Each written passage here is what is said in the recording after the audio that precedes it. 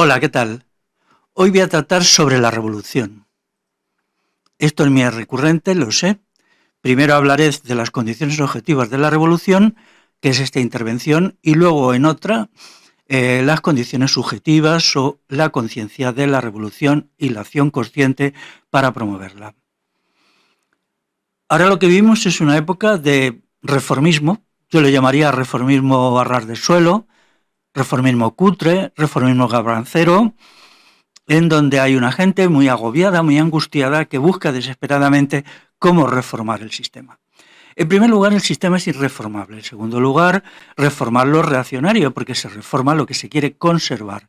Y yo estoy muy en contra de estas actividades reformistas a las que yo califico de reformismo utópico, reformismo fantástico, porque todas se quedan en nada. Hace ya mucho tiempo, por lo menos 50, 60 años, que no hay ninguna reforma posible del sistema y que no ha habido ninguna reforma peor. Todo lo que se ha hecho con el marchamo, con la etiqueta de reformas, han sido reformas a peor, porque el sistema actual está dominado por dos tendencias objetivas que lo empeoran y contra ellas nadie quiere hacer nada. Una que es la concentración de la propiedad y de la riqueza en la gran empresa transnacional, de tal manera que los ricos son más ricos, los pobres cada vez más pobres y la clase media está desapareciendo. Y en segundo lugar, la concentración del poder, la riqueza y todo lo que hay en el Estado. Entonces, esta doble concentración de la propiedad, del poder y de la capacidad de organizar a las sociedades de una manera completamente negativa,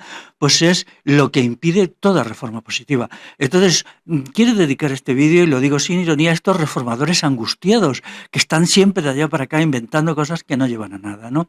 Este reformismo utópico, reformismo fantástico, crea algo que a mí me duele mucho, ¿no? Que engancha a muchas personas que no se atreven a pensar en términos de la revolución porque no entienden lo que es la revolución y entonces se enganchan al el proyecto reformista A o al B o al C o al D, hay montones de ellos, ¿no? Están allí un par de años y luego ellas mismas comprenden que es irreal y entonces se hunden en la depresión, en el desencanto, en la decepción y se dedican a su vida privada. Entonces yo quiero abrir una vía para la esperanza y la fe en la revolución, una vía racional, una vía reflexiva, y de ello va ahora la cosa. Antes he dicho una cosa, las sociedades no evolucionan, no cambian por evolución, y el cambio que tienen las sociedades por evolución es un cambio a peor, porque todo sistema social, todo modo de organizar la sociedad, lo que hace es defenderse, afirmarse a sí mismo y reafirmar su propio ser.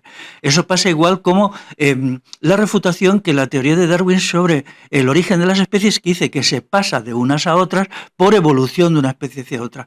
Claro, el argumento es contundente, donde están los restos óseos de esos eslabones, de esos intermedios entre una especie y otra. No existen, no se han encontrado y jamás se encontrarán porque no existen.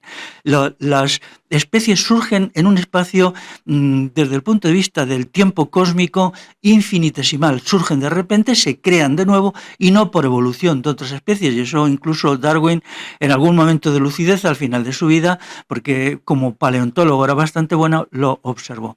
Lo mismo pasa con los idiomas no evolucionan, es decir, por ejemplo, no venimos del latín, las lenguas llamadas romances no vienen del latín, porque si en un momento está el latín y está evolucionando, por ejemplo, hacia el castellano, tiene que haber un momento intermedio en que no es latín y no es castellano, entonces es una no lengua. ¿Cómo se entendía entonces la gente en ese momento la evolución?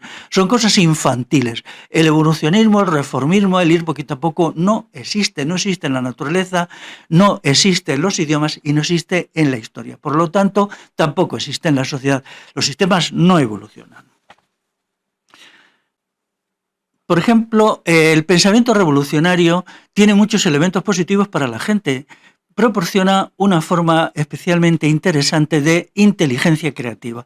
Es decir, si uno se aferra a lo que hay y se circunscribe al terreno de lo que hay, nunca va a ser creativo, nunca se le van a ocurrir ideas grandiosas, y ideas magníficas, ideas sublimes, ideas verdaderamente valiosas, porque está sometido a la dictadura de la miseria de lo existente. Entonces, si uno quiere ser inteligente, lo primero que tiene que hacer es pensar de una manera revolucionaria, y eso exige pensar en la revolución como problema.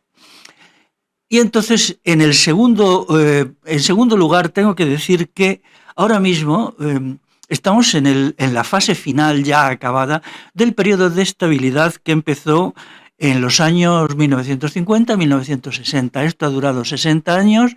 Los acontecimientos de 2020 son el segundo momento de desintegración de eso. Ya hubo algo mucho más importante anterior, que fue terrible, que fue la crisis económica de 2008-2014, que fue mucho más, muchísimo más que una crisis. Fue el toque de atención a la gente que cree que el sistema actual es estable y es eterno, de que no es así, que tiene unos problemas internos muy de fondo en la base económica que lo están minando por dentro y que lo están llevando a su liquidación. Las sociedades, usando un símil biológico, tienen un momento juvenil, un momento ascendente, un momento de madurez, un momento de declinación y un momento de senilidad. Esto no hay que llevarlo muy lejos porque existe una particularidad en las sociedades que no permite identificarlas de todos con las entidades biológicas. Es decir, todos los seres vivos tienen esta etapa juvenil, adulta, senil y luego les viene la muerte. Eso no sucede necesariamente en las sociedades. Ya las corrientes historicistas de la filosofía historicista del siglo XIX desarrolló una interpretación que a mí me parece muy correcta sobre que las sociedades se transforman con criterios específicos y que no se puede razonar en ellas por comparación. Es decir, no se puede tomar de otro sistema, bien sea la biología, bien sea pues, las lenguas, bien sean ciertos procesos físicos, y aplicarlos tal cual a los cambios y a las transformaciones de las sociedades, porque eso no funciona. Lo que sabemos del cambio en las sociedades, de la transformación cualitativa, porque eso significa revolución. Revolución solo significa cambio cualitativo, tiene que venir de estudios muy profundos de los diversos cambios y transformaciones que ha habido en la historia. Yo ahora, a continuación, en 5 minutitos, entraré en el estudio de, creo, una docena de ellos, y entonces explicaré diversos casos. Claro, aquí estoy limitado por el tiempo, no quiero abusar de vuestra paciencia, pero se necesita muchísimo más y yo sé ciertamente bastante más de los casos concretos que voy a explicar. Entonces, todos ellos son estudios de cambios en las sociedades. Aparentemente, en algunos casos, cambio cualitativo, en algunos casos no es así, casi ninguno es así, ¿no? Porque realmente lo que ha habido en la historia de manera abundantísima, y eso es lo que se llaman revoluciones, son cambios que solo cambia la élite en el poder, pero no se elimina que haya una élite en el poder. Es decir, hay la élite A que es sustituida por la élite B, pero yo quiero una sociedad sin élites, donde se cumpla el principio popular castellano de que nadie es más que nadie. Eso es la democracia directa, eso es la revolución política. Nadie es más que nadie. Por lo tanto, a mí el cambio de la élite actual por otra élite no es una revolución, incluso es una contrarrevolución. Lo hemos vivido docenas de veces en la historia y en muchos continentes, en muchas sociedades, con muchas razas, y eso a mí no me interesa en absoluto. Yo quiero una revolución de verdad, que es el paso de una sociedad con élites a una sociedad sin élites. Pero no siempre hay este cambio. También hay muchos casos, y yo explicaré luego un par de ellos muy interesantes desde el punto de vista analítico, en que las sociedades caen en una situación de marasmo perpetuo. Es decir, se van desintegrando, caen en un estado de senilidad, pero no pasan a morir.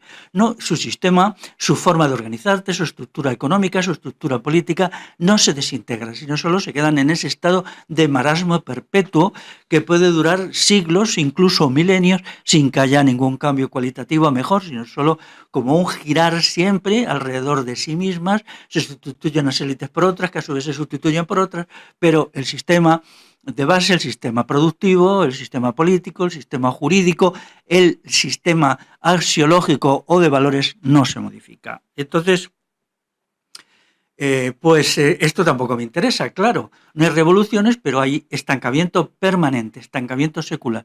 Luego incluso hay casos, algunos muy cercanos a nosotros, en donde una sociedad en absoluta putrefacción es capaz de reorganizarse de una manera nueva a partir de una ideología nueva o de una religión nueva, y lo que era putrefacción y desintegración se convierte en fortaleza y en potencia, lo que le permite vivir durante siglos. Así pues, estamos todavía lejos de tener una interpretación relativamente completa y extensa de los cambios en las sociedades.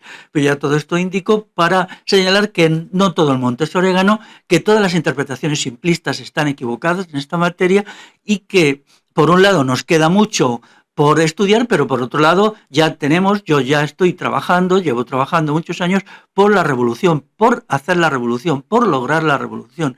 ¿En qué condiciones? Pues las condiciones objetivas que ahora iré señalando. Los elementos de desintegración social y senilidad son los mismos en todas las sociedades, que son, primero, la concentración de la propiedad.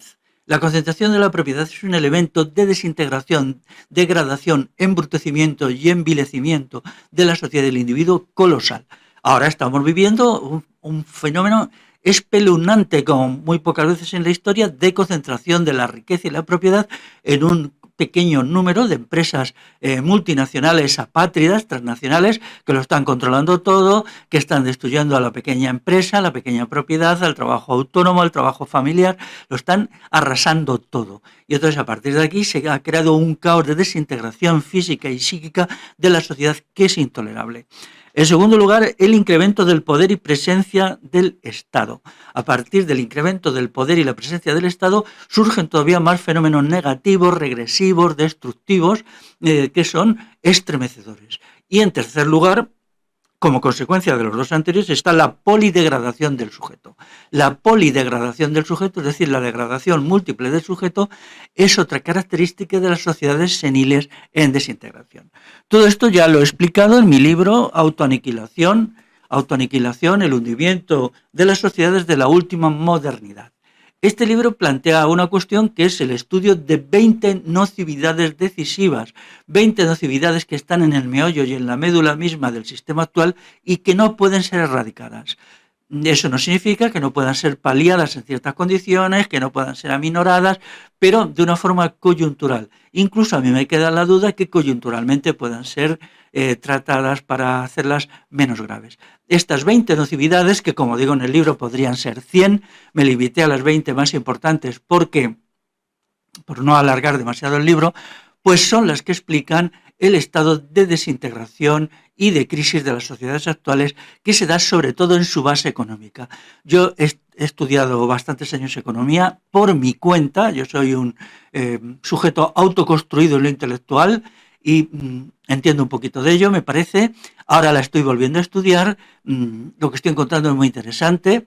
No está cambiando en nada importante la interpretación que yo tenía del sistema actual económico, que yo le llamo del ultracapitalismo o megacapitalismo, porque los criterios y los principios por los que se regía el capitalismo desde hace 60 años ya no valen. Ahora estamos en otro capitalismo que es el que yo llamo megacapitalismo, un capitalismo absolutamente totalitario, absolutamente megapoderoso, pero por eso mismo senil, decadente y destructivo de una manera superlativa.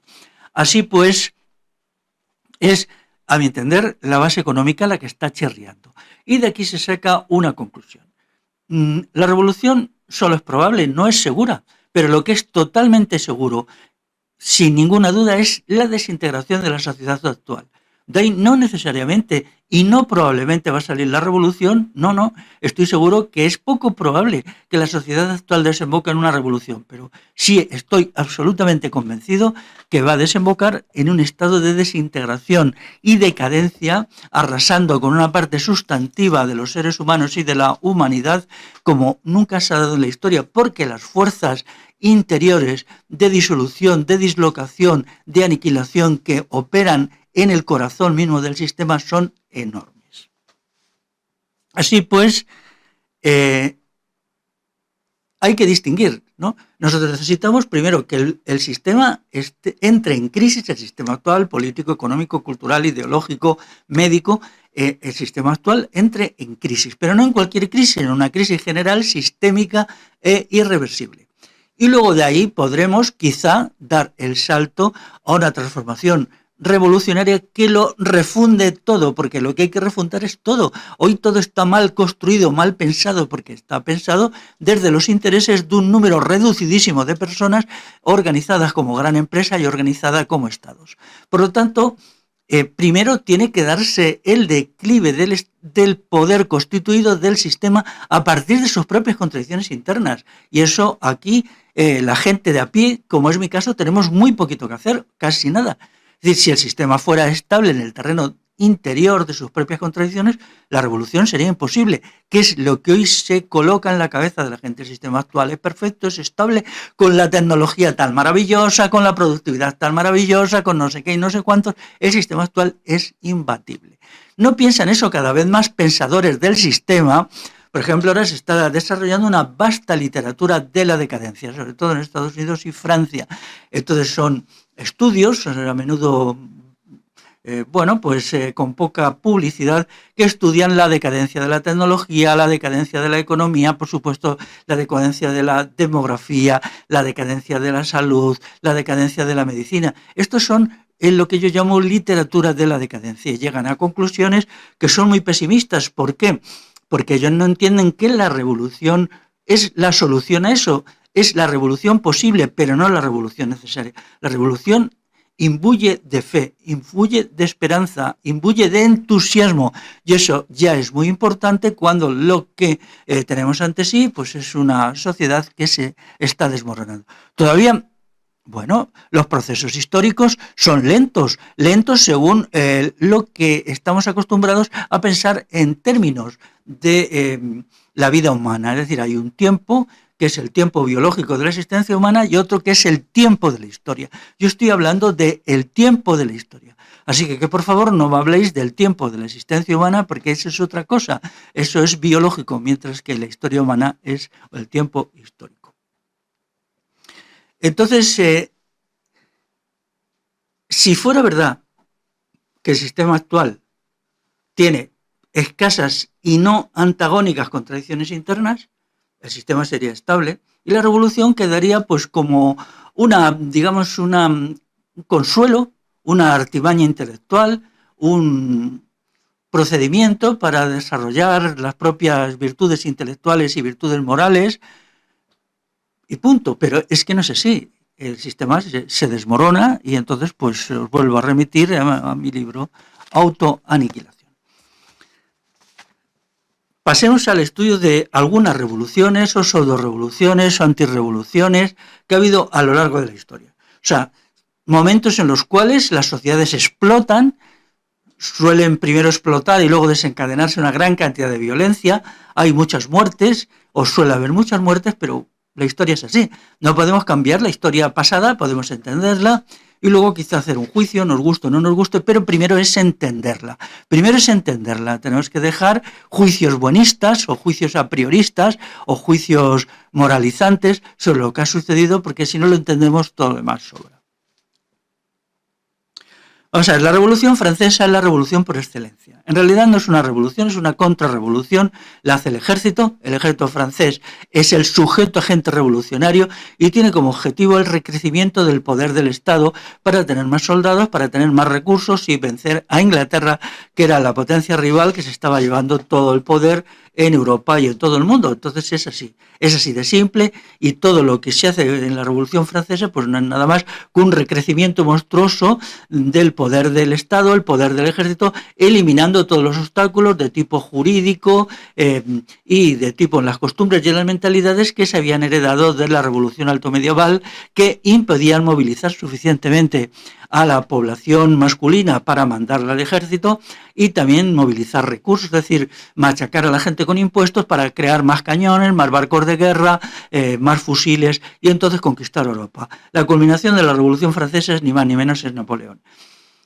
Sus efectos, pues si Luis XIV no consiguió nunca, por todas las limitaciones que le imponía la legislación y la manera de existir del antiguo régimen, más de 300.000 soldados, Napoleón llegó a tener 2 millones de soldados en las armas, pues de eso se trataba, ni más ni menos. Por lo tanto, es una revolución militarista, repugnante, que solo utilizaba el término libertad para conculcarlo y para negarlo. Se inicia ahí el ciclo de las pseudo-revoluciones, de las contrarrevoluciones, incluidas las revoluciones fascistas, que están muy próximas.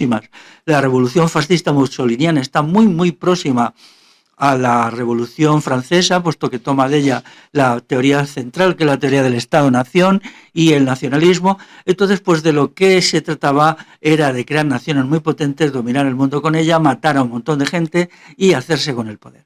Luego, todo esto exige la Revolución Francesa, poner la guillotina, guillotinar, el fenómeno de la Vendée, donde, bueno, pues ahí es una carnicería horrorosa, uno de los mayores genocidios que lo hacen los revolucionarios franceses.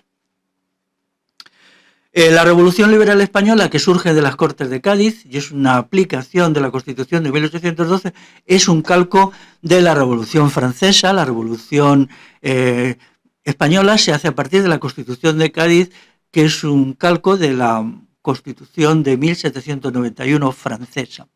Entonces es lo mismo, el ejército español se lanza a destruir todo lo destruible, libra guerras contra los pueblos de la península ibérica, organiza carnicerías y matanzas, sobre todo en el País Vasco, Cataluña, partes de Aragón, y entonces también en Castilla, por ejemplo en La Mancha, pues organiza matanzas tremendas y mantiene un estado de guerra permanente, expolia el comunal, las comunidades rurales. Por lo tanto, la Revolución Liberal Española es una completa contrarrevolución que tenía como objetivo crear un estado fuerte para que pudiera salvar el imperio colonial de las asechanzas de potencias mayores como eran pues básicamente Inglaterra, Francia, que ya había hecho su revolución, incluso Holanda.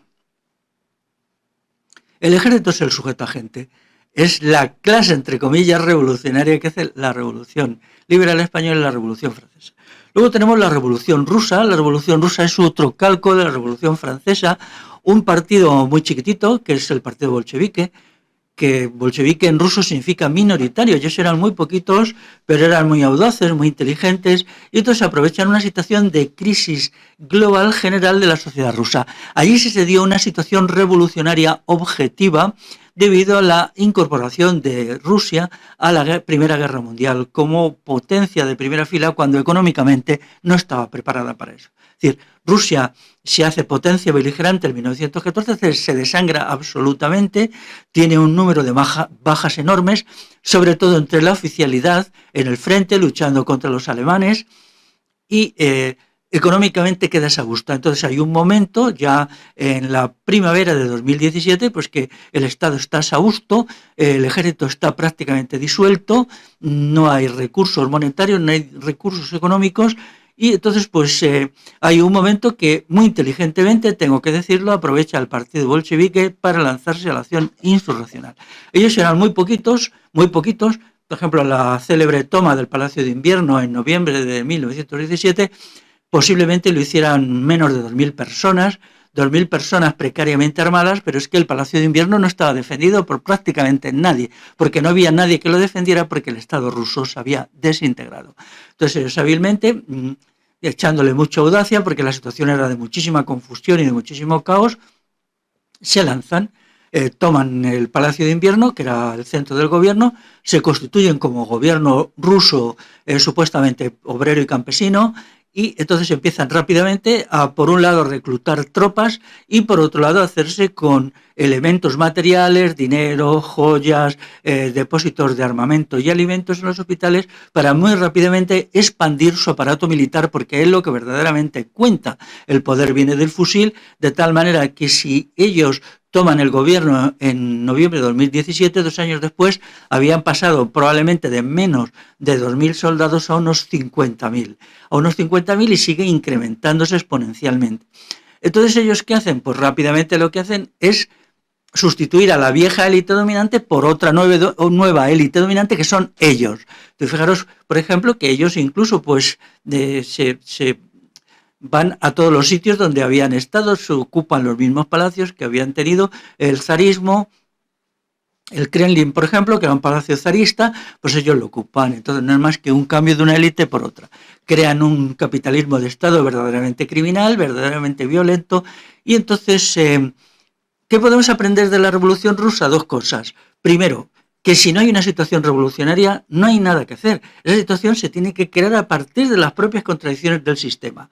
Pero una vez que se ha creado, como existió en Rusia ya desde principios de 1917, puede realmente lanzarse uno al asalto del poder con audacia, con energía, con valentía, y hacerse con el poder. Pero claro, hacerse con el poder ¿para quién? ¿El poder para el pueblo y por el pueblo o el poder para una élite de intelectuales, burgueses, que eran los que formaban el partido bolchevique? Esta ya es una segunda cuestión, pero hemos aprendido. Luego tenemos las revoluciones antiimperialistas. Ahí, bueno, pues han ocupado un sitio muy importante. China, que es la primera potencia ya de facto hoy capitalista, económica, imperialista, surge de una revolución antiimperialista. El Partido Comunista Chino toman el poder a través de una guerra civil bastante prolongada en 1949, es decir, hace solo 72 años, y en este tiempo pues ha pasado de ser un país desintegrado, dislocado, que no pintaba nada a nivel mundial, a ser la primera potencia. Pero antes quiero referirme a la primera revolución antiimperialista de la historia, que es la de Haití. En Haití hay un movimiento revolucionario muy interesante porque enseña muchísimo de lo que son estos movimientos, que es, Haití es una colonia francesa, había sido cedida por España en el siglo XVII a los franceses, y los franceses lo convirtieron en la colonia americana que producía más riqueza. Era algo tremendo, el café, el tabaco, etc. Y el azúcar. Entonces, aprovechando los avatares que había en Francia, hay un momento que la Revolución Francesa crea un caos en el país colonial, pues los esclavos se sublevan, pero no solamente los esclavos, sino un sector importante de la población, que no eran solo esclavos, había muchos mulatos que eran libres, incluso que tenían negocios, y había también una minoría de blancos que se oponían, de blancos pobres, o algunos intelectuales que se oponían al poder colonial. Entonces se sublevan y vencen al poder militar francés, vencen a los colonos franceses y hacen con ellos verdaderas carnicerías de tipo racista. Una característica de la sociedad haitiana es su racismo. Cuando ya derrotan incluso a alguna expedición que les mandan desde Francia, en 1804, es decir, después de 13 años de guerra anticolonialista, crean un estado nuevo, un estado que era el poder de los mulatos. Y entonces surge un conflicto espeluznante, espantoso, entre el estado de los mulatos y el estado de los negros. Para empezar, ellos matan a los blancos, prácticamente matan a todos los blancos de la isla, estuvieran a favor o en contra de la revolución o lo que fuera. Y los que no los matan es porque se escapan a la parte española de la isla o bien cogen barcos y huyen como pueden, ¿no? Entonces, a lo que aparece allí es un conflicto racista terrible, ¿no? Los mulatos contra los negros y los negros contra los mulatos. Entonces esto, bueno, introduce un grado de violencia y de terror espeluznante. Inicialmente en 1804 hacen una proclama de abolición de la esclavitud, pero inmediatamente vuelven a introducirla, de hecho, y la introducen en su peor manera, de una forma súper violenta. Bueno, pues como ya no había látigos para que los mulatos golpearan a los negros, y en algunos sitios, en algunas partes de la isla, los negros rebeldes golpearan a los mulatos, entonces lo que hacen es usan unos bejucos, unas lianas que había mucho en las islas para golpear y matar. Ellos lo concebían todo como una guerra racial. Para ellos lo que había era un conflicto de razas y entonces esto crea un caos enorme, crean fortalezas poderosísimas. Se dice que la fortaleza militar más grande de la época y de toda la época colonial está en Haití y la creo, me pierdo aquí un poquito, cuando los mulatos estaban en el poder con el trabajo de los negros. Pero luego los negros se insurreccionan, matan al poder de los mulatos y bueno, todo esto es un caos, ¿no? Al mismo tiempo, ellos pues se alían con diversos poderes, en algún momento reciben mucha ayuda militar en armamento de Estados Unidos, que les apoya porque estaba interesado en expulsar del Caribe a las potencias coloniales. En otro caso, parece ser que cuando los negros tienen el poder, eliminan al poder de Estados Unidos y entonces vuelve a Inglaterra, también mete por allí mano en cierta medida España, en fin, aquello es un lío tremendo y terrible con una matanza tremenda. Una característica de las sociedades negras, o si queréis negras y mulatas, es el racismo. Esto yo ya lo he observado, he estudiado mucho, por ejemplo el caso de Uganda entre los Hutus y los Tutsis. hace 20 años, que fue la mayor matanza racista en el siglo XX, en el cual pues un sector de gente negra mata a otro sector de gente negra por supuestas diferencias raciales que a simple vista son imperceptibles, ¿no?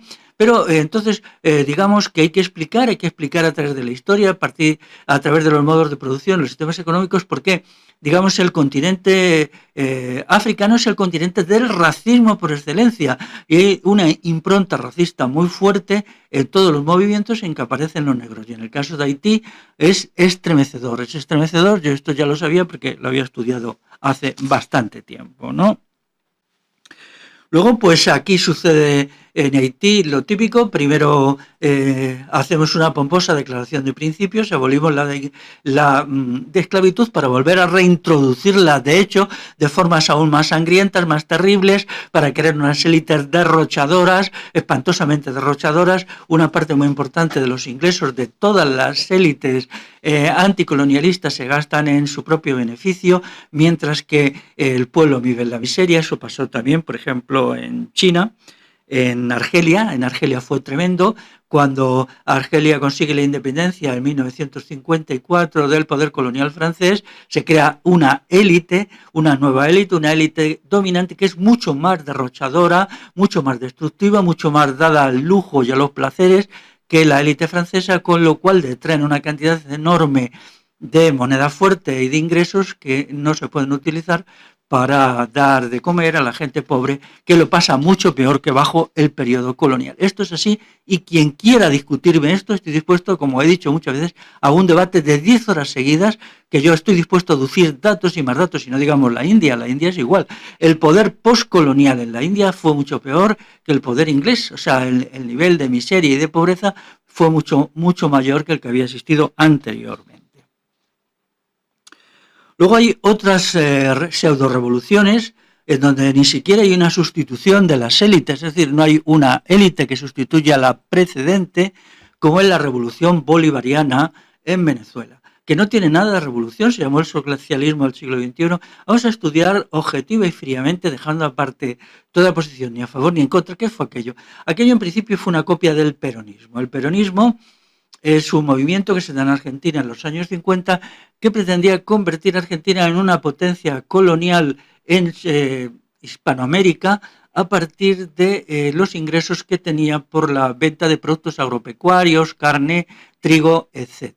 Entonces, como ellos tenían los ingresos enormes, pensaron que debían dedicarlos a establecer un espacio propio en todo Sudamérica y expulsar de allí al imperialismo yanqui, o quizá expulsarlo sería mucho, simplemente pues hacerle retroceder un poquito y quedarse ellos con el poder y el dominio, de tal manera que los demás países pues fueran un poco sucursales suyos, semicolonias suyas. Esto era toda la esencia del peronismo. Entonces, para eso, puesto que esperaban que hubiera incluso intervenciones militares argentinas en los países próximos, pues se tenía que tener un sistema de seguridad social potente para que el pueblo luchara por sus dominadores si llegara el momento militarmente. O sea, lo que hicieron los nazis en Alemania, que dieron un sistema de estado de bienestar bastante fuerte para que el soldado, una vez que estuviera en combate, pues tuviera motivos por los que luchar, ¿no? Esto ya lo hizo Bismarck también en el siglo XIX.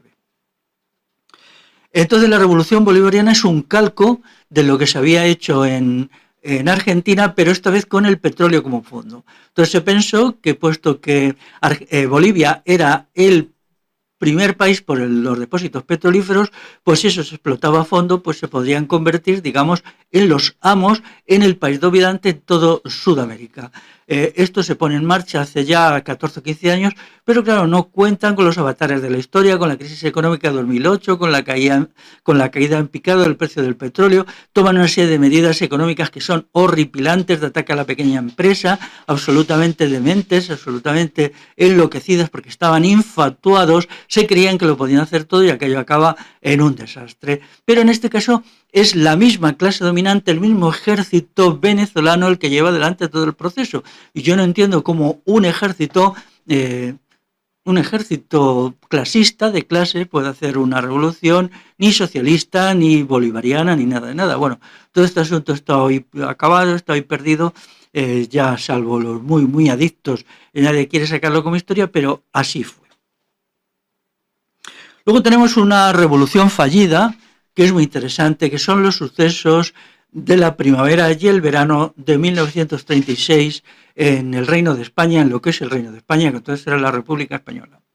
Como sabéis, quizá me lo hayáis oído decir, pues a partir de principios de 1936 hay una lucha popular muy potente para reivindicar la devolución de las tierras comunales que habían sido expropiadas a las comunidades rurales, sobre todo por aplicación de la Ley de Desamortización Civil de 1855.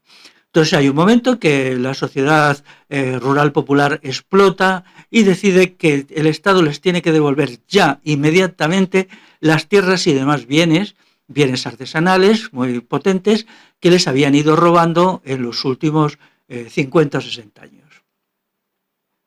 Entonces esto empieza como un movimiento popular muy fuerte que se da en muchas localidades a la vez de una parte mayoritaria de las provincias del país. Entonces el gobierno del Frente Popular se lanza a reprimir esta lucha por el comunal y utiliza sobre todo a la Guardia Civil, también a la Guardia de Asalto, y van de pueblo en pueblo pues matando gente. Cuando había movilizaciones en defensa del comunal, ocupación de tierras, el gobierno republicano del Frente Popular manda allí a destacamentos de la Guardia Civil que se lían a tiros, matan a un montón de gente, o los detienen, los llevan a los cuartelillos, los torturan muy fuertemente, muchos de los torturados mueren y tal.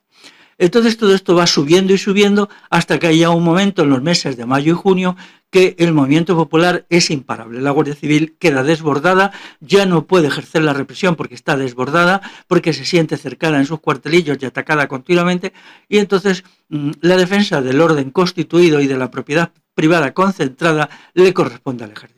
Es en ese momento cuando Franco llega a la conclusión que no hay más para mantener la propiedad privada y la riqueza en manos de unos pocos que intervenir el ejército, tiene que salir a la calle, tiene que reprimir con manos durísimas todo lo que está pasando, y esto tiene que hacerse en un nuevo marco político y jurídico que es de tipo fascista, porque el sistema parlamentarista y partitocrático previo había demostrado ser incapaz de controlar el movimiento popular.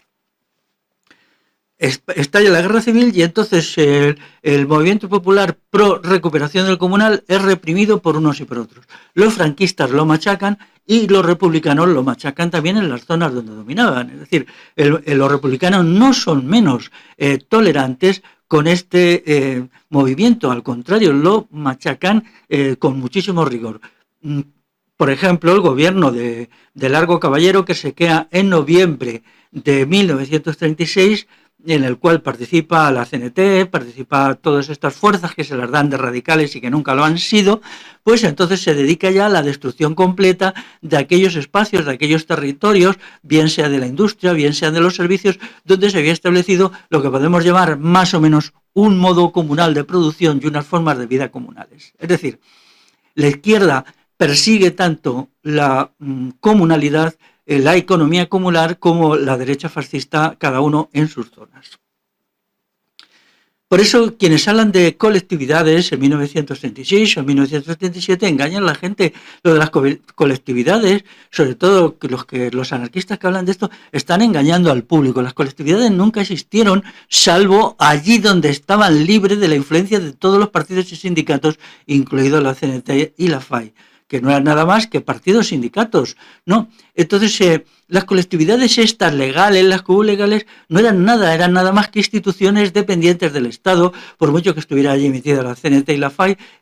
Si eran agrarias, dependían del Instituto de Reforma Agraria, del IRA, y estaban sometidas a la legislación del IRA, punto. Y si eran industriales, dependían del Ministerio de Industria republicano y del Banco de España, de la República, a quien le daba los fondos y tal. Decir todo esto es un engaño tan enorme que yo no lo entiendo, a no ser que se piense que se pueden crear colectividades bajo la dirección del Estado y entonces con el dinero del Banco de España, que son todo cosas inauditas y disparatadas. Pero, ¿qué pasó con la gente que luchó en la primavera de 1936? Pues que lo hizo muy mal, lo hizo con mucho brío, muy honradamente, pero no tenía ni idea qué es lo que quería. Es decir, no tenía un proyecto, no tenía un programa, no sabía por dónde. Ellos no se daban cuenta o no quisieron pensarlo, que si apretaban fuerte exigiendo el retorno de los bienes comunales, esto era impensable porque había una legislación que impedía eso. Y entonces era parte sustancial del capitalismo estos bienes que quedan en manos de los propietarios privados. Así pues, lo que ellos encontrarían, como así fue, sería con una intervención militar a sangre y fuego que originaría las matanzas que en uno y otro bando hicieron de trabajadores y sobre todo de campesinos que fueron muertos por unos y por otros. Esto no se pensó. Yo que he estudiado mucho este asunto no he encontrado ninguna referencia.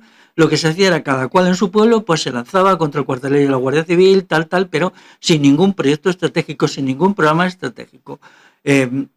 Una pena, fue una pena porque, claro, cuando pasó lo que pasó, pues el asunto se vino abajo. ¿Qué quiere decir esto? Que incluso cuando se crea una situación revolucionaria, que en este caso, vamos a ver, no era revolucionaria porque las contradicciones del sistema de tipo económico fueran muy agudas, que no lo eran, sino porque había tanta energía en la gente, tanto entusiasmo, tanta voluntad de luchar, que eso permitía que la falta de madurez absoluta de las condiciones objetivas de la revolución fuera sustituido por este entusiasmo y esta voluntad de lucha. Pero lo que faltó fue un planteamiento frío de una estrategia, de un programa, de un proyecto, y así acabó la cosa, pues acabó muy mal. Entonces, de aquí tenemos que aprender mucho y seguir profundizando el estudio de este asunto para aplicarlo en nuestra situación. Voy ahora a hablar de un caso de pseudo-revolución, una pseudo-revolución ridícula, voy a decirlo ridícula, que es el Mayo francés del 68 en Francia. En París, básicamente, ya sabéis, durante mucho tiempo los sucesos de mayo 1968 pues fueron la tabarra de cierto tipo de radicalismo de pega, de radicalismo de pacotilla, que se entretenía diciendo que allí había sucedido algo tremendo. Era la revolución más revolucionaria de todas las revoluciones de la historia. Era algo impresionante. Hay que leer todavía sus libros, que ya no se escriben, pero bueno, se pueden encontrar libros hace 30 años diciéndote que había sido lo más. Bien, ¿qué fue realmente el Mayo francés? El Mayo francés no fue ni más ni menos que un movimiento promovido desde el poder constituido para cambiar las condiciones jurídicas y sobre todo las mentalidades de la gente para adaptarla al nuevo capitalismo que estaba surgiendo en los años 1955-60 y que tenía que eliminar una serie de valores que impedían su desarrollo, como era, por ejemplo, la institución familiar, la idea de honradez individual, las categorías de esfuerzo. Todo esto fue barrido por estos pseudo revolucionarios de pacotilla dirigidos por un anarquista, pues ahí lo dice todo, que se llamaba Daniel Cohn-Bendit, que luego, después que hizo por allí algunas patochadas, siempre a sueldo del Estado francés, pues se retiró y fue durante muchos años, creo que lo es todavía, ecofuncionario en Bruselas, cobrando mucho dinero y ya no se atreve a hablar de revoluciones ni nada, ya está mayor y ya aquello pues son las batallitas del abuelo Cohn-Bendit, ¿no?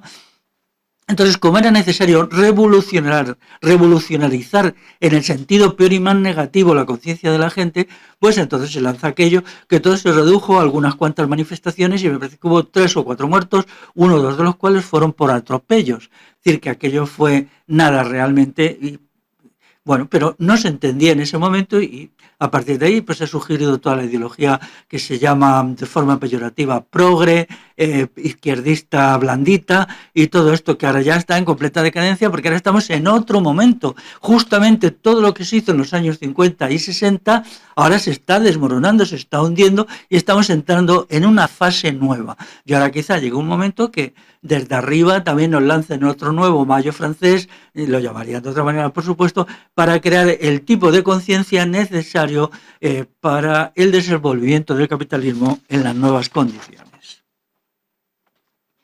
Hay otro caso curioso, quizá os canse un poquito, pero si vosotros os cansáis, imaginaos yo, ¿no? Hay que aguantar, hay que tener voluntad de esfuerzo, que es el fenómeno de los sucesos del siglo III en Roma.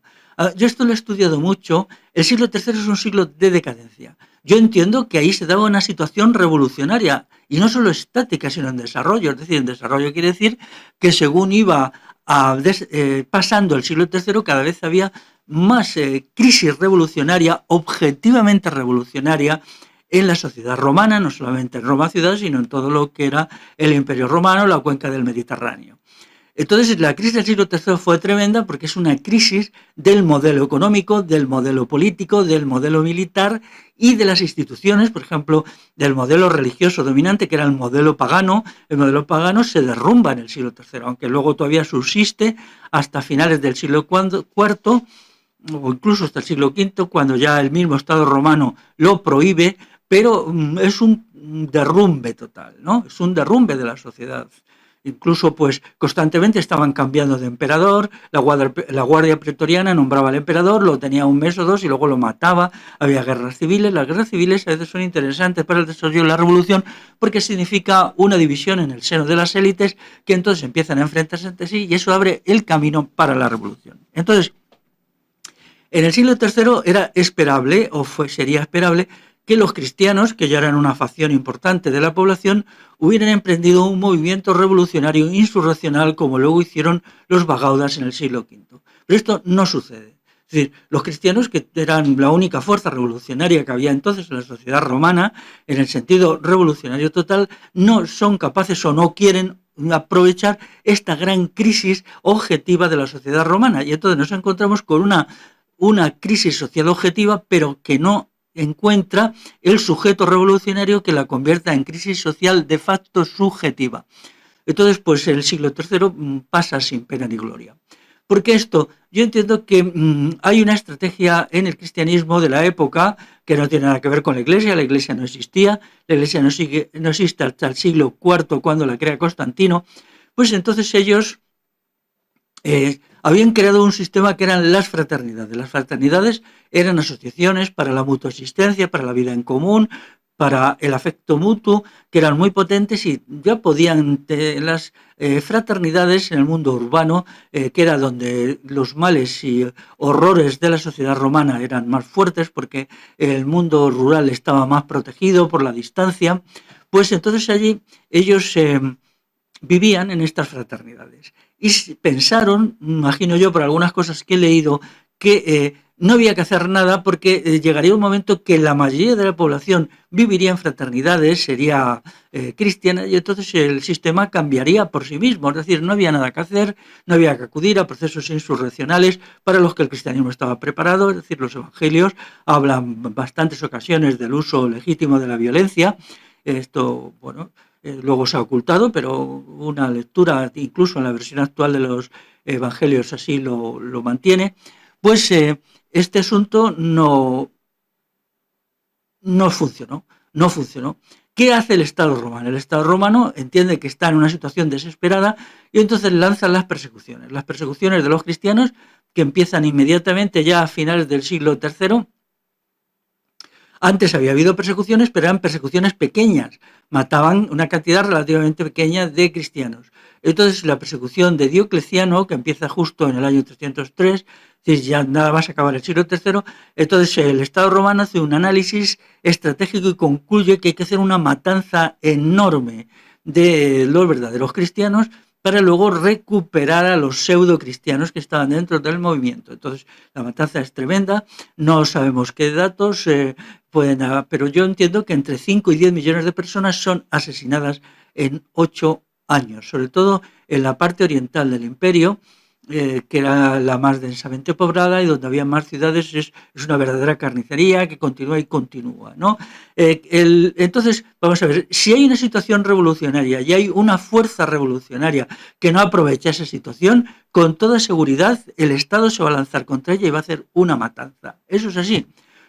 Porque el Estado en el siglo III no pudo hacerlo porque estaba completamente enfrentado. Entonces, cuando ya aparecen algunos emperadores que son capaces de poner orden dentro del Estado, lo primero que piensan es lanzarse a una carnicería. Y lo hacen. Primero la matanza, matan a la buena gente y luego se quedan con la mala gente, y a partir de ella, la mala gente cristiana, se construye la iglesia a partir del año 325. Así pues, vemos que aquí lo que hay es un fallo de estrategia, de orientación, de procedimiento. Hay otro caso todavía más interesante, que es el de Al-Ándalus. Al-Ándalus, cuando algunos fascistas, cayéndose en la baba, como Ignacio Lague, hablan de la revolución islámica de Occidente, no están diciendo ninguna tontería. Es decir, la llegada del Ándalos fue una revolución, pero fue una revolución como la revolución de Mussolini o la revolución francesa. Fueron revoluciones perniciosas, revoluciones horribles, revoluciones espantosas, pero como Ignacio Lago era un nazi, sí, un seguidor de Hitler, pues entonces a él le entusiasmaba el Islam. Y entonces concibe la llegada del Islam como una revolución islámica. ¿Qué es lo que sucedió con la llegada aquí? Pues veamos las cosas. Anteriormente el Estado visigodo estaba completamente en crisis, era un Estado que desde el año 650 se enfrentaba a un movimiento de disidencia a través del monacato, de resistencia en Vasconia, de aparición de muchos puntos de resistencia y de oposición, de tal manera que había en la península ibérica muchas zonas liberadas donde el poder del Estado visigodo, del reino visigodo de Toledo, no llegaba. Había demasiadas zonas vigiladas, entonces esas zonas vigiladas, demasiadas zonas, liberadas, y a esas zonas iban los esclavos. Era un régimen rigurosamente esclavista, entonces los esclavos se iban de las haciendas visigodas porque sabían que había sitios donde les iban a coger, donde no había esclavitud, y ellos cuando podían se iban. Al mismo tiempo, claro, la productividad del trabajo y los rendimientos del trabajo se estaban desmoronando porque el movimiento de resistencia dentro de los esclavos era muy potente, la gente no quería hacer las cosas bien, se resistía hacia el trabajo mal hecho, entonces hay un momento en que aquello no tenía viabilidad. Entonces, a partir del año 670, del reinado del rey Bamba, empieza a pensarse que es un estado en agonía, y lo era realmente. Las crónicas de la época son todas muy pesimistas, no saben dónde ir, no saben qué hacer, no saben cómo reorganizar su sociedad, y pensaban que de un momento a otro pues la ampliación espada en mano de las zonas liberadas acabaría con su poder y echaría al traste su régimen. Pero aquí que de repente miran hacia el sur, miran hacia África y descubren algo impresionante. Había llegado un movimiento nuevo que se llamaba el movimiento musulmán, el movimiento islámico, que había logrado algo que las élites visigodas toledanas valoraron mucho, que era el aniquilamiento del movimiento donatista. El movimiento donatista era un movimiento cristiano revolucionario que llevaba combatiendo en el sentido literal del término, con las armas en la mano, al poder romano desde, pues me parece que desde finales del siglo III. Era un movimiento decididamente antiesclavista, y estudios perfectamente laicos que explican que ha sido uno de los grandes movimientos antiesclavistas revolucionarios por cambiar el sistema económico que ha habido en la historia. Y entonces este movimiento no había conseguido ganar, pero el Estado romano tampoco había conseguido derrotarlo de todo y se había quedado en tablas. Quiere decir que el enemigo a muerte del movimiento donatista o del movimiento de los circunceliones, que también se llamaba así, era San Agustín. San Agustín, pues siempre estaba atacándolos y siempre estaba pidiendo a Roma que mandara tropas, porque San Agustín era norteafricano, y entonces, pues como él provenía precisamente de los territorios donde el movimiento donatista era activo, que es la actual Argelia, pues entonces él exigía que esa gente se la pasara a cuchillo. Así de santo era San Agustín, ¿no? No lo olvides. Pero entonces, bueno, esto queda en tablas. Pero con la llegada a partir del año 640, me parece, de los conquistadores musulmanes, resulta que donde habían fracasado los romanos y las oligarquías autóctonas norteafricanas en la persecución de este movimiento revolucionario, triunfa el Islam. Entonces el Islam, con muchísima eficacia, pone fin al movimiento donatista, los liquida a todos, los mata a todos, los extermina y impone la ley y el orden y un esclavismo riguroso. Entonces, claro, los visigodos se quedan sorprendidos, muy favorablemente sorprendidos, y llegan a la conclusión que a ellos les conviene llegar a un acuerdo con estos recién llegados al norte de África para que penetren en la península ibérica y hagan aquí lo mismo, un barrido de revolucionarios, establezcan la ley y el orden, la ley de la propiedad privada, del esclavismo, de un Estado potente y tal. Y entonces eso ya lo realiza el rey Bamba, que es de los últimos reyes visigodos, que él sufre o él se impone a sí mismo, o no sufre, él disfruta de un proceso de islamización bastante fuerte. Por el momento se pensó que bastaría con copiar los procedimientos, la ideología, la legislación que el Islam tenía en África, y eso les bastaría. Pero probablemente por una agudización de las contradicciones internas del sistema de dominación visigodo, hay un momento que se ve que eso ya no es posible, que necesitan traer a los conquistadores musulmanes a la península ibérica para que acaben aquí con la revolución altomedieval en marcha, en concreto para que acaben con los herederos de la revolución bagauda en la parte norte, en la parte vascona, que se estaban extendiendo y que eran un ejemplo muy negativo según los intereses del reino visigodo de Toledo. Y entonces ya hay un momento en el año 710 en que se decide la entrada de los conquistadores musulmanes, que esta entrada se hace con la plena anuencia de la gran mayoría de las élites mandantes, políticas, económicas, religiosas. La iglesia visigoda está muy mayoritariamente, incluso unánimemente, a favor de la entrada del Islam en la península ibérica, y entonces entonces es la invasión del año 711. Solo hay una minoría muy pequeña que cree que no era necesario esta entrada, que se bastaban ellos solos para controlar el movimiento revolucionario popular antiesclavista dirigido por el rey Rodrigo, que rápidamente es exterminado y desaparece. Entonces, aquí vemos un fenómeno que es la regeneración de una sociedad en agonía que, dotándose de un nuevo sistema político, de una nueva religión, de un nuevo sistema jurídico y de un nuevo modo de producción, consigue recuperarse. Entonces, lo que hace el Islam es regenerar a una sociedad en agonía a través de un programa y de un proyecto propio, pues incluye matanzas colosales, es decir, una violencia ilimitada, eso es uno de los puntos. En segundo lugar, el enfrentamiento entre hombres y mujeres. En tercer lugar, una legislación súper rígida. En cuarto lugar, crear un Estado mucho más potente que el visigodo, es decir, el Estado Islámico es 20, 30, 50 veces más potente, pero ellos crean en Córdoba su capital y llega a tener 600.000 habitantes, pero esos 600.000 habitantes al lado de los 20.000, quizá 30.000 que tuvo el Toledo de los visigodos en su mejor momento, pues indica que el poder del Estado islámico en relación con el Estado visigodo pues será 20 o 30 veces mayor. Entonces, en unos cambios que les permite crear una sociedad fuerte, una sociedad potente, que va a mantenerse durante siglos a través de una autorregeneración por la influencia también de un factor externo. Entonces, esto es un fenómeno que ha pasado 3 veces en la historia, es muy parecido a la Revolución Francesa. También la Francia del antiguo régimen, la Francia anterior a la Revolución, pues estaba en decadencia, era una Francia que estaba perdiendo completamente la hegemonía frente a Inglaterra. Incluso no era capaz ni siquiera de imponerse a una potencia importante pero menor como era España, y entonces a través de la autoconstrucción que ellos hacen de sí mismos con la Revolución Francesa consiguen un poder nuevo, un poder mucho mayor que el que había tenido antes, que les permite tener ejércitos más potentes. Así pues, dada una situación revolucionaria objetivamente, yo creo que la vía en la sociedad visigoda a partir del año 650, eso no desemboca necesariamente en una revolución, puede simplemente desembocar en una reconstrucción en condiciones muchísimo más duras y peores para el pueblo del poder precedente.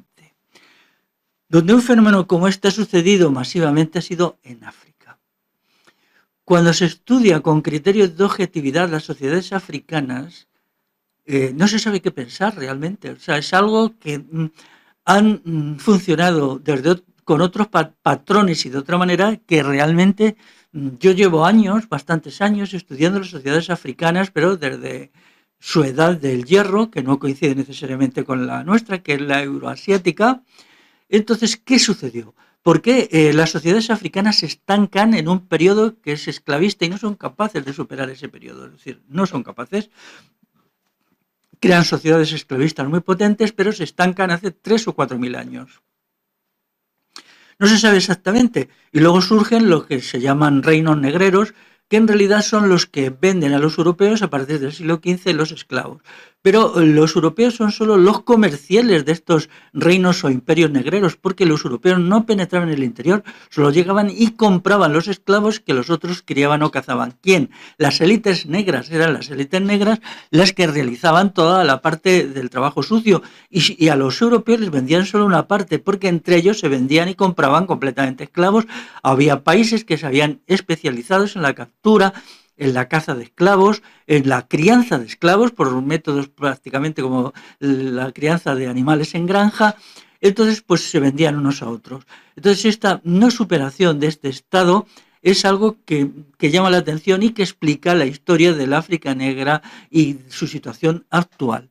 Porque lo que pasa en África no es más que de manera secundaria la consecuencia de la presencia allí del colonialismo europeo, que ha sido debilísimo hasta el siglo XIX, porque como ya he explicado en otras ocasiones, no podían entrar en el interior porque las enfermedades se lo impedían, sobre todo la enfermedad del sueño y otras muchas enfermedades, el paludismo. Hubo que esperar a que hubiera algunos medicamentos aplicables, como la quinina, y los europeos que entraban morían en el 99% de las expediciones, iban y no volvían, ¿no? Expediciones militares. Entonces, hay que entender qué es lo que allí sucedió. Entonces, lo que allí sucedió es un sistema esclavista que, por un lado, adopta muchas maneras, muchas formas, y por otro lado, que se regenera constantemente a sí mismo sin ser capaz de dar el salto a una forma superior. Mientras que aquí tenemos la revolución Bagauda, las revoluciones antiimperialistas que abren camino a una nueva forma de concebir el mundo, ya una nueva sociedad, allí no. Entonces se queda estancado, y allí están, ahí están, ¿no? Entonces, a mí me gustaría leer algún libro que estudiara esto en profundidad. He leído algunas cosas interesantes, pero con mucho, pues no son lo suficientemente interesantes según mi criterio. Queda mucho que investigar. No es así un caso muy distinto en la revolución Meiji de Japón. La revolución Meiji es lo contrario, surge en el siglo XIX. Entonces, si vosotros os preguntáis por qué Japón es el único pueblo no europeo que no ha padecido el colonialismo europeo, que han sido capaces de rechazarlo y que siempre han sido independientes, tenéis que acudir a la revolución Meiji. Los japoneses entran en contacto con los europeos ya en el siglo XVI, con los españoles y con los portugueses, y desde entonces están muy atentos a lo que estaba produciendo Europa. Y ya en el siglo XVIII llegan a una conclusión: solo se podían salvar del colonialismo europeo aprendiendo de los europeos. Entonces hacen un doble movimiento. Por un lado, expulsan a los colonialistas europeos por la fuerza, hacen verdaderas matanzas de católicos que habían sido, digamos, convertidos al catolicismo, pues por jesuitas portugueses o jesuitas españoles, pero al mismo tiempo siguen aprendiendo. Entonces, en el siglo XIX tiene lugar la revolución Meiji, que adopta más o menos 30 años a mediados del siglo XIX, y entonces lo que hacen es aplicar a Japón todo lo que tenía Europa, no solamente la tecnología, como cree alguna gente, error, craso error, sino sobre todo el sistema político, el sistema jurídico. O sea, lo copian todo, porque comprenden que solamente imitando Europa, que era una sociedad mucho más avanzada y mucho más versátil, mucho más potente, mucho más dinámica que la sociedad japonesa, podían librarse del colonialismo europeo. Y les sale bien la jugada, les sale perfectamente. Pero la revolución Meiji, que se llama así, no es una revolución, es simplemente una toma de posición muy inteligente por parte de las élites japonesas, no el pueblo, que el pueblo incluso se resiste a la revolución Meiji porque significa un empeoramiento claro de sus condiciones de vida, y entonces crean el Estado japonés, la sociedad japonesa, que va a desarrollarse vertiginosamente en el terreno económico y va a llegar a ser un país imperialista que llega a competir y a poner en un brete pues al imperialismo inglés, al holandés y luego al estadounidense en la Segunda Guerra Mundial. Entonces, estos son fenómenos muy interesantes que tienen que tenerse en cuenta cuando hagamos una estrategia de las crisis de las sociedades en concretas. Retrocediendo en la historia, vamos a estudiar una revolución de la buena voluntad, que es la de Espartaco. Lo que sucedió con Espartaco en el siglo I antes de nuestra era es muy parecido a lo que aquí sucedió en la lucha por el comunal. Es decir, hay un momento en el cual, pues, por una serie de circunstancias que yo creo que son casuales, triunfa una rebelión de esclavos sin que nadie se lo propusiera. Entonces esa revolución se extiende por la pólvora, por toda la península italiana. Pero atención, se da en condiciones en que no había una situación revolucionaria. En Italia en ese momento no había una situación revolucionaria, la economía no estaba en crisis, el Estado no estaba en crisis, la demografía no estaba en crisis. Y esto es un asunto que hay que tener en cuenta. Es decir, había muchos esclavos que efectivamente se suman al movimiento, pero muchos libres pobres que no se suman porque ellos no eran esclavos y lo que allí se estaba haciendo no les atraía. Sobre todo porque faltaba un grado de conciencia y había una ausencia de un programa y un proyecto. Es decir, no hay programa, no hay proyecto, no se establece un nuevo modo de producción y entonces Cuando Espartaco intenta poner un orden en todo aquel caos, que había sido muy bonito, habían derrotado a varios ejércitos esclavistas, los habían dado para el pelo y estaban ganando, pero claro, había que dar los pasos a la institucionalización. Entonces, la mayoría de los seguidores de Espartaco se niegan a ello porque ellos eran unos esclavos que vivían en la anarquía. Ellos querían seguir pues simplemente matando ganado, comiéndoselo, bebiendo vino, pero claro, para matar ganado hay que criarlo, para beber vino hay que hacer la vendimia, y todo esto no entraba en la cabeza de esclavos que estaban muy embrutecidos por las condiciones en que se desenvuelve la esclavitud. Así pues, Espartaco entiende inmediatamente que la gente que estaba en la acción revolucionaria no estaba a la altura de las circunstancias, que aquel movimiento no podía vencer, que no había una situación revolucionaria en Italia como tal, y primero decide ir al sur,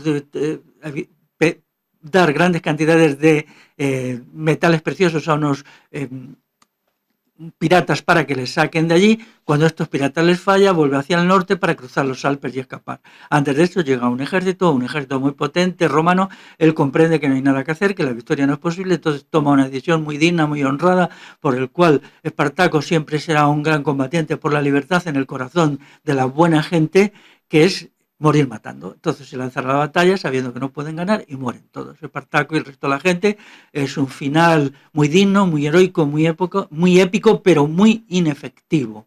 Muy inefectivo, pero me entiendo yo que no podían hacer otra cosa, porque ni las condiciones eran revolucionarias en Italia, ni tenían un programa, ni la mayoría de la gente que le seguía a Espartaco tenía una conciencia revolucionaria, solo eran chusma que querían pues dar la vuelta a la tortilla. Antes habían sido esclavos, pues ahora ellos querían ser esclavistas y así no se puede hacer nada, ¿no? Luego vamos a estudiar de las poquísimas revoluciones que se hace bien, que se hace perfectamente, que triunfa y que significa algo muy importante en la historia del mundo, que es la Revolución Bagauda. He hablado mucho de la Revolución Bagauda, por lo tanto voy a hacerlo ahora de una manera simplificada. La Revolución Bagauda es un movimiento revolucionario armado que actúa en Baskonia, en la parte al sur de los Pirineos, entre los años 441 y 454. Es decir, la guerra dura 13 años. Se desarrolla contra el Estado romano en decadencia y contra sus aliados, o más bien diríamos sus tropas mercenarias, que son los germanos, los visigodos. Entonces esto está muy bien elegido porque, en primer lugar, es un momento de crisis máxima del aparato de poder romano y de la economía romana. La economía se está desintegrando, las guarniciones se están disolviendo, incluso allí en Baskonia, porque no les llegan la paga, y todos los soldados abandonan las armas, se convierten en campesinos, se pierden en las montañas, se dedican a pastorear ganado, no llegaban las pagas. Es un momento elegido perfectamente. Hay una crisis revolucionaria objetiva y entonces en el momento de la crisis se inicia la insurrección armada, pero al mismo tiempo en el este estaban atacando los hunos, este pueblo asiático que había penetrado y que llegaría hasta el norte de Francia, donde son precariamente derrotados en esos años en la batalla de los campos catalónicos. Entonces, cuando los bagaudas comprenden que esta es la situación, pues dicen, es nuestro momento, porque las pocas tropas que los romanos y sus aliados tenían disponibles las trasladan hacia el este, pues hasta lo que hoy es Alemania, incluso más allá, lo que hoy es Hungría, y se van metiendo en una batalla defensiva contra unos invasores asiáticos tremendos que eran los hunos. Al mismo tiempo, a juzgar por lo que ellos hicieron, tenían un programa claro, un programa que cuando ven la decadencia y descomposición, ven que el mundo romano se cae a los suelos, pues entonces ellos tienen un programa claro en lo económico, en lo político, en lo ideológico, en todos los asuntos decisivos, por lo que luego ellos realizaron, tienen un programa y lo ejecutan. Porque las revoluciones se hacen con programa. Las revoluciones son procesos constructivos. Pueden tener más o menos violencia, más o menos destrucción, más o menos guerra, pero eso es episódico. Eso no es lo principal. Lo principal es la fase constructiva. Es necesario quizá que haya antes una fase destructiva, pero los poderes reaccionarios se autodestruyen solitos. No hace falta ir mucho más allá, ¿no?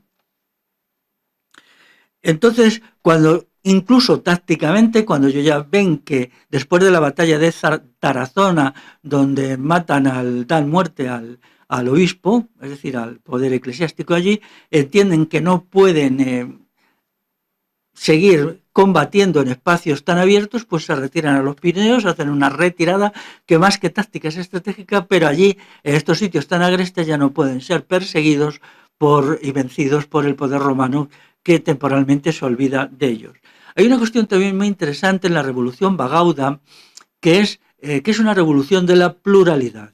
Por una parte está el cristianismo, el monacato cristiano, muy importantísimo por los restos que han llegado, restos arqueológicos en lo que hoy es la provincia de Álava, pero también está la presencia muy fuerte de la antigua religión de los vascones, que es la religión de Mari, de la diosa madre o algo así. Parece ser que no era exactamente una diosa. Bueno, no estoy muy enterado de esto, ¿no?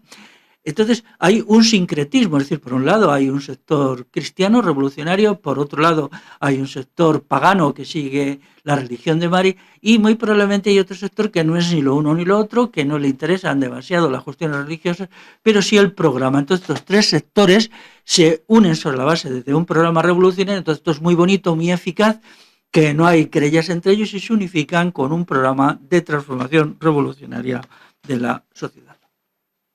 Esta revolución es estupenda porque no crea una nueva élite, no crea, de ahí no sale una élite mandante. Esto es absolutamente seguro, porque las crónicas visigodas que inmediatamente van a atacarles nunca hablan de élites vasconas, no dicen nunca el rey vascón tal, ni el príncipe vascón tal, ni el duque vascón cual, nunca, solo dicen los vascones.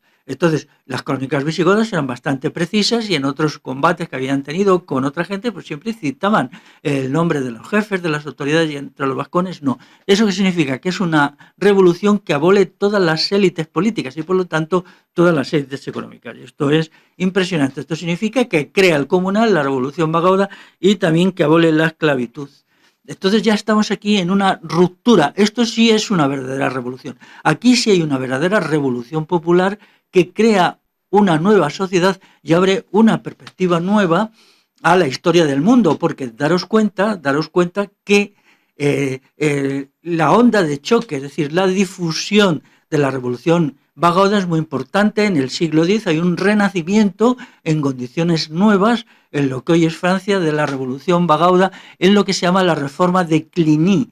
Cluny era un monasterio que estaba en la parte sureste del actual hexágono francés. Entonces allí se llega a un acuerdo para revolucionarizar todo el centro de Europa, que es la reforma de Cluny o la revolución de Cluny, que es, como siempre, los historiadores actuales pues no se enteran de nada y tampoco se han enterado de esto. O sea, algunos dicen que fue muy importante y yo creo que fue mucho más importante, pero otros ni se enteran.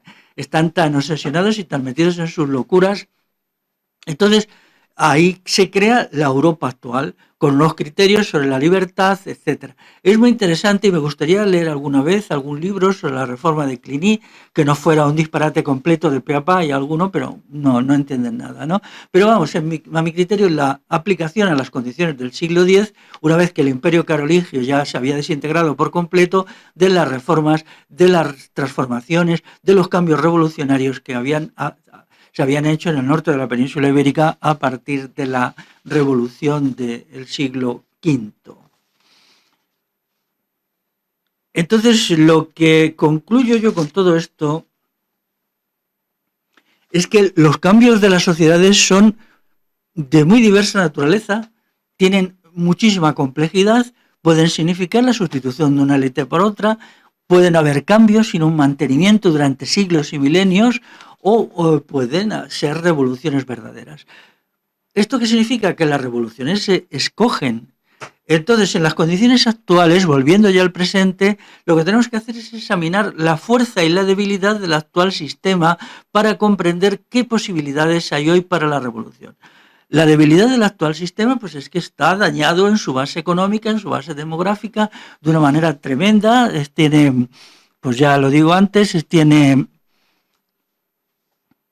un daño tremendo en la base demográfica, tremendo, a mi entender, como digo en mi libro, Erótica creadora de vida, algo ya que casi es sin solución, ya ni con revolución ni sin nada, porque el hundimiento de la demografía y el número de hijos por mujer ha creado una situación espeluznante, y no exagero, espeluznante. Pero luego está el modo de producción básico. La economía se está desintegrando porque hay una tensión tan fuerte en la empresa, porque el trabajador está tan agatado, tan destruido, tan aniquilado por la sobrepresión que sufre, porque el sistema económico en su base se está desintegrando. Hay un estancamiento tecnológico obvio. La base agrícola, pues las tierras agrícolas están perdiendo su fertilidad a pasos agigantados. Hay una salud media física y psíquica de la persona que pues no puede mantenerse en pie. Entonces estas 5 cuestiones son decisivas y crean las condiciones objetivas para la revolución. Es decir, la revolución es la desintegración, el Estado ya no puede mantenerse mucho tiempo, los Estados porque su nivel de riqueza real, aunque cada vez es mayor, cada vez tienen menos de donde tirar porque la producción de riqueza está en caída libre. Estas son las partes de debilidad del sistema, pero luego están las partes de fuerza, que son 4 elementos esenciales. Un aparato policial colosal, como nunca ha existido en la historia, por su poder económico, su poder numérico, su poder tecnológico. El aparato policial es colosal. En segundo lugar, hay un adoctrinamiento, también como nunca lo ha habido en la historia, un adoctrinamiento tremendo, de tal manera que la casta pedantocrática es un poder de primera magnitud. La casta pedantocrática se ha hecho con un poder tremendo y entonces pues impone la sumisión al sistema y se inventa constantemente cosas tremendas. En tercer lugar, el sujeto, la persona está polidegradada. La degradación del sujeto, que es tremenda, podríamos hacer una lista de 30 a 40 características del sujeto degradado actual, pues es lo que realmente da fuerza al sistema. Es decir, porque claro, el sistema no tiene oposición, no tiene nadie delante. O sea, el sistema hace así y tira a las clases populares patas arriba, porque las clases populares están exhaustas, están degradadas, han perdido sus facultades intelectuales, han perdido sus facultades morales, carecen de voluntad propia, no tienen cultura propia. Y luego, en cuarto lugar, tenemos la enorme habilidad estratégica y táctica del poder. Es decir, el poder sabe maniobrar muy bien, sabe buscar recursos por aquí y por allá. Si se le hunde un instrumento político, busca inmediatamente una sustitución. Si se le aniquila una ideología del entontecimiento de la gente, busca otra, etc. Entonces, ¿qué significa esto? Que aunque los elementos de debilidad del poder constituido son muchos y muy fuertes, los elementos que le otorgan fuerza, continuidad y estabilidad también son muchos. Entonces, la salida revolucionaria no es previsible. O sea, la probabilidad de que haya una salida revolucionaria es escasa. Entonces, lo que es completamente seguro es que vamos a entrar en un periodo de la historia de la humanidad, de la historia de Europa, como queréis, de decadencia, de desintegración, de declive, de hundimiento económico, de hundimiento demográfico. Eso para mí es completamente seguro. Es más, el estudio de la base económica, que lo estoy volviendo a hacer, por si se me hubiera quedado, digamos, sin actualizar algunos de mis estudios de economía de hace 15 años, lo que yo he estudiado en libros muy recientes y en datos muy recientes confirman exactamente mis ideas. O sea, tengo la tranquilidad y la serenidad de decir lo que yo creo que es una verdad básica e irrefutable. Entonces, vamos hacia una época de descomposición, de desintegración, a una época que puede ser objetivamente revolucionaria, pero que es dudoso que sea subjetivamente revolucionaria. Queda, es verdad, nuestra capacidad de acción e intervención, que vamos a ver en la siguiente intervención mía lo que va a ser, pero por el momento no hay revolución a las puertas, lo que hay es crisis y decadencia. Pero también es verdad que esta crisis hará reflexionar a bastante gente sobre el mundo horrible que se ha construido, un mundo de matanzas, un mundo de ineficacia, un mundo de despotismo, de autoritarismo y de destrucción planificada, minuciosa, científicamente realizada del ser humano. Pero yo estoy muy preocupado por lo que yo llamo el manual de supervivencia. En lo que va a suceder en los próximos decenios necesitamos un manual de supervivencia que no lo entiendo solamente como un libro, sino qué hay que hacer para sobrevivir en un momento de crisis sistemática y policreada. Es decir, hay muchos focos de crisis, no es uno, ni dos, ni tres, muchos. ¿Qué hay que hacer para sobrevivir en los próximos decenios? Bien, pues otro día lo podemos hablar, ¿no? Porque tenemos que sobrevivir para en algún momento posterior sí pueden darse las condiciones para una revolución y una refundación de la sociedad. Una refundación de la sociedad de su economía, de su política, de su sistema educativo, de su sistema sanitario, de todo lo que crea una sociedad, de todo lo que es una sociedad y también sobre todo la refundación del sujeto. Necesitamos con urgencia una idea sobre qué es o debe ser el sujeto, porque ahora mismo, ¿qué dicen que es el sujeto? Pues el sujeto es un infrahumano. O sea, lo que nos llega de arriba es que el sujeto es un infrahumano, un ser absolutamente negado, nulificado, destruido de muchas maneras, polienfermo. Como digo, polienfermo, esto es lo que el poder nos lleva, ¿no? Entonces, para hacer un sujeto funcional, un sujeto activo, un sujeto combatiente, un sujeto épico, necesitamos una idea del sujeto. Entonces, todas estas cuestiones son las que crearían el programa de la revolución. ¿Esto es una visión pesimista? En absoluto. O sea, en el tiempo de la historia, pues es necesario que el sistema el sistema de dominación se vaya triturando, se vaya machacando, porque si no, no es posible. Es decir, mientras el sistema sea estable, mientras no haya llegado a su máxima decadencia económica, tecnológica, demográfica, no podemos hacer actuaciones de combate. Pero sí lo que podemos hacer y debemos hacer es la creación de los factores de la conciencia, del programa, del proyecto, del ideario, de los elementos de conciencia sin los cuales, si llega la situación revolucionaria y no tenemos eso, la situación revolucionaria degenerará en un marasmo, en una crisis que puede durar incluso milenios, como lo que antes contaba, de lo que ha sucedido en África hace milenios, en un estancamiento secular, en un marasmo secular de lo que no saldrá nada positivo. Bueno, pues para el estudio de las condiciones objetivas de la revolución, con lo que hemos hecho hoy basta. Ya sé que es muy duro pasar de Japón a no sé dónde y de no sé dónde a no sé cuántos y volver otra vez a hablar de Espartaco y tal, y remachar el clavo de la Revolución Vagabuda y denostar por vez número enésima, en mi caso, la Revolución Francesa, pero es necesario porque aunque todo esto requiere un nivel de lecturas grande, estoy seguro que algunas y algunos de vosotros os abrirán las mentes para que luego en los próximos meses por vuestra cuenta podéis viendo la idea de la transformación social de una manera diferente. Muy bien, pues nada más, amigos y amigas, hasta la próxima.